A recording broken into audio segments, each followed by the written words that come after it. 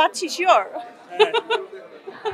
খুব ভালো লাগছে it's feel great see through কাপড় পরে মানে স্লিভলেস পরে শুট করেছি আর আমি কি এক্সাম্পল দিব শীতে আর এটাও একটা মানসিক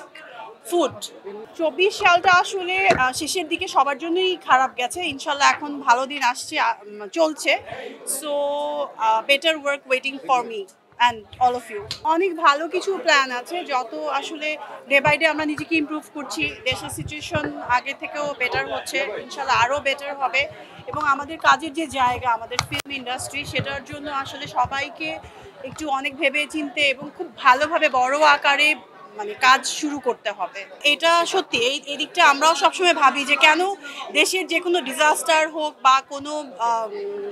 করোনা টাইমেও ছিল এই সময়ও ছিল যে ফিল্মের অবস্টাকলটা বেশি সব সময় যেহেতু এটা একটা সত্যি কথা মানুষের তো আগে অন্ন বস্ত্র বাসস্থান তারপর হচ্ছে এন্টারটেইনিং যে এটা বাট এটাও একটা মানসিক ফুড তাই না এন্টারটেইনটাও আসলে দরকার সুস্থ বিনোদন যেটা আমরা বলি সেটা মানসিকভাবে মানুষকে সুস্থ রাখে সো এটাও খুব ইম্পর্টেন্ট একটা জায়গা আমি আশা করব এবং আমরা সবাই মিলে যদি এটা স্টেপ আমরা এটা নিয়ে কথা বলছিলাম লাস্ট একটা প্রোগ্রামে খুব সিনিয়র ফিল্মের যারা ছিলেন আমি তো ছোট্ট একটা ক্ষুদ্র মানুষ সবাই বলছিল যে আসলে এবার ফিল্মের জন্য অন্যরকম করে ভাবতে হবে এবং বাজেটটা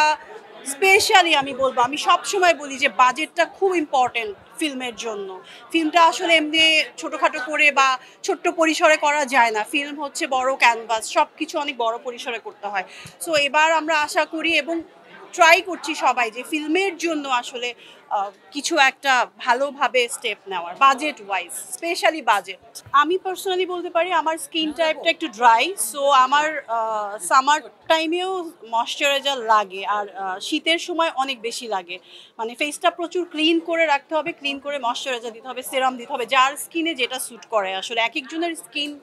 আসলে এক এক রকম সবার স্কিন এক টাইপের না বাট আমি যেটা রাখি স্কিনটা ক্লিন রাখার মানে আফটার শুট আমি স্কিনটা খুব ভালোভাবে ক্লিন করি দেন ময়শ্চারাইজ করি এটা খুব ইম্পর্টেন্ট খুব সুন্দর আমার তো রুনা খান যার কথা বললে খুব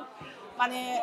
really very inspiring very beautiful to see her like that and ওনাকে দেখে বা এরকম যারা আছেন ওনাদেরকে দেখে আসলে আমরাও ইন্সপায়ার হই যে এটা তো আসলে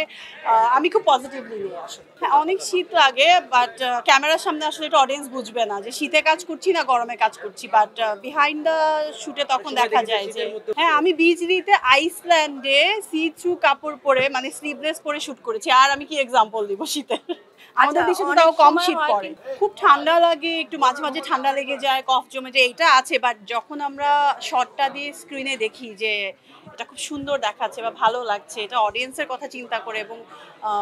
যখন ভাবি যে সিনেমাটা যখন দেখবে মানুষ তো এই কষ্টের কথা তখন আর মনে থাকে না আসলে তখন তো কষ্ট করে কাজ করি বাট মানুষ যখন এই যে তোমরা যখন এপ্রিসিয়েট করো সব কিছু ভুলে যায়